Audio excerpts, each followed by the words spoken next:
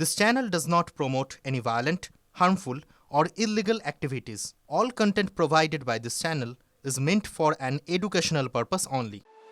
নির্বাচন কমিশনের দৌলতে এই প্রসঙ্গ অজানা নয়। নাগরিকত্ব কবেই গিয়েছিল, এবার জন্মের প্রমাণ বাদ জানিয়ে দিল হাইকোর্ট। আধারের সঙ্গে জুড়ে দেওয়া যাবে না জন্ম প্রমাণ, অর্থাৎ জন্ম তারিখের প্রমাণ হিসেবে কাজ করবে শুধুমাত্র জন্ম শংসাপত্রই। মঙ্গলবার এমনই নির্দেশ দিয়েছে মধ্যপ্রদেশ হাইকোর্টের বিচারপতি জয় কুমার পিল্লাইয়ের সিঙ্গেল বেঞ্চ। তার পর্যবেক্ষণ, এটা স্পষ্ট যে আধার কার্ড এবং ভোটার কার্ড জন্ম তারিখের প্রমাণপত্র হিসেবে বিবেচিত হতে পারে না। এই নথিগুলি স্বঘোষণার ভিত্তিতে প্রস্তুত করা হয়ে থাকে এবং শুধুমাত্র পরিচয় বা শনাক্তকরণের কাজেই ব্যবহৃত হয়। ঘটনার সূত্রপাত একটি অঙ্গনওয়াড়ি সহায়ক পদ ঘিরে মধ্যপ্রদেশের ধর জেলা। সম্প্রতি সেখানে প্রমীলা নামে একজনকে অঙ্গনওয়াড়ি কেন্দ্রের সহায়ক পদে নিয়োগ করা হয়। ওই কেন্দ্রে একটি পদ ছিল। হিল্লিবাই নামে এক কর্মী অবসর গ্রহণের পর সেই পদে প্রমীলা আসেন। এই ঘটনা 2 বছর পর হিল্লিবাই দ্বারস্থ হন ধর জেলার অতিরিক্ত জেলা শাসকের কাছে। সেখানে তিনি দাবি করেন আধার কার্ডে তার জন্ম তারিখ ভুল রয়েছে, তার এখনও অবসর গ্রহণের বয়স হয়নি।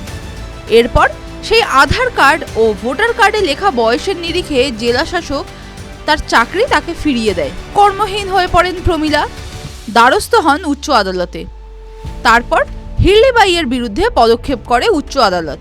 আদালতের পর্যবেক্ষণ, তাকে আবার পুনর্নিয়োগ করা হলে তৃতীয় পক্ষের প্রতি অবিচার করা হবে। পাশাপাশি আদালত এই বিষয়টিও স্পষ্ট করেছে যে অবসর গ্রহণ করা হিল্লিবাই তার অফিসিয়াল সার্ভিস রেকর্ডে যে জন্ম তারিখের কথা উল্লেখ করেছিলেন সেই ভিত্তিতেই অবসর গ্রহণ করেছেন, তাই এটাকেই চূড়ান্ত বলে গ্রহণ করা হবে। পাশাপাশি প্রমীলাকে পুনরায় চাকরি ফিরিয়ে দেওয়ার নির্দেশ দিয়েছে উচ্চ আদালত। TV9 Bangla digital.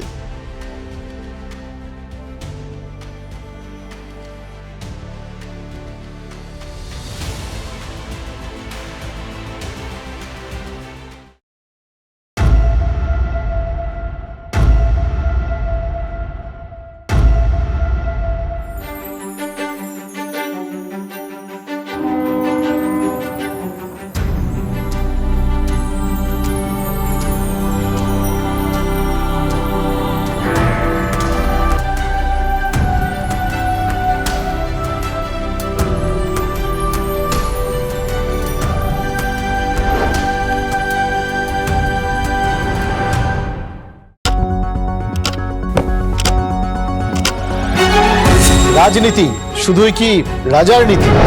রাজা উজিরের চোখে নয়,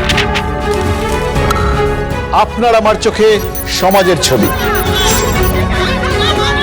কঠিন কথা সহজভাবে না বললেই নয়।